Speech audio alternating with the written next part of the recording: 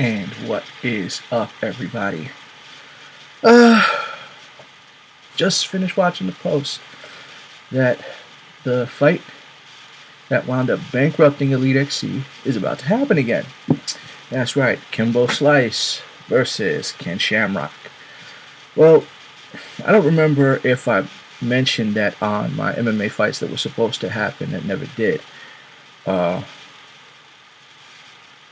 Normally, a majority of the fights that I brought up were supposed to happen on more than the fighters were supposed to fight on more than one occasion. But I don't get it. I really don't. I've made mention of the fact of Ken Shamrock. People never got back to me when I made the suggestion. They said thank you, and that was it. Royce Gracie's people said he only wants to fight. Granted, Royce Gracie's not as old, but Royce Gracie only wants to fight MMA, which is dumb, because I don't know any big money names that are really gonna sign him. Then of course Ken Shamrock, I said they should meet in Bellator. I mean not Bellator, Metamoris, because Metamoris is just submission. There's always there's lots of mixed weight jiu-jitsu matches, but no, he's going to. I don't even remember when was the last time he fought. Okay, because the last fight that he won, it was on a losing streak. Then the last fight that he won, he tested positive for performance-enhancing drugs, and he was suspended for like 2 years, and then by the time he would be really too old for competition. Now I met him; he's a nice guy. It was great. Doing that session with him.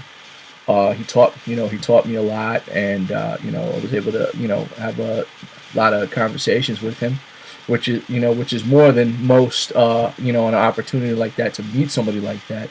That's probably next to George St. Pierre, because that wasn't planned. But as far as like any of the other fight celebrities that I've met, he's the one like aside from George St. Pierre that I got to actually talk to the most. A lot of other fighters I never had that chance with.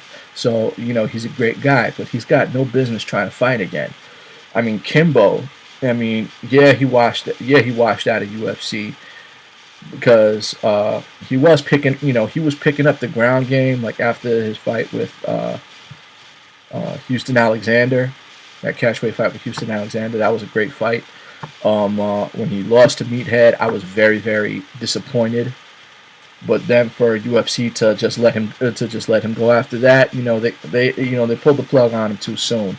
For him to go, I think 7-0 in professional boxing. Just knocking guys out, professional boxing, coming back into mixed martial arts. This time with Bellator, because Bellator is UFC's retirement home now. That's where they're gonna have I want to say the circus acts, and nothing against Kimbo. He's a tough guy. He respected mixed martial arts. He came into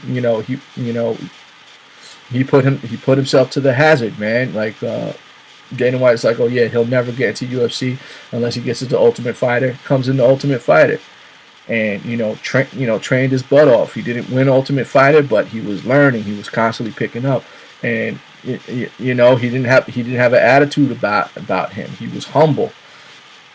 It's like even in defeat. He was a very, very respectable guy. Nothing against him. But for Bellator to sign him, understandable.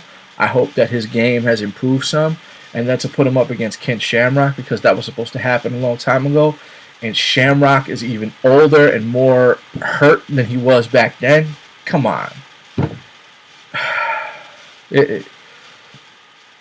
This. If anything, like this was the fight that, like I said, this is the fight that bankrupted Elite XC. And if it does the same thing to Bellator,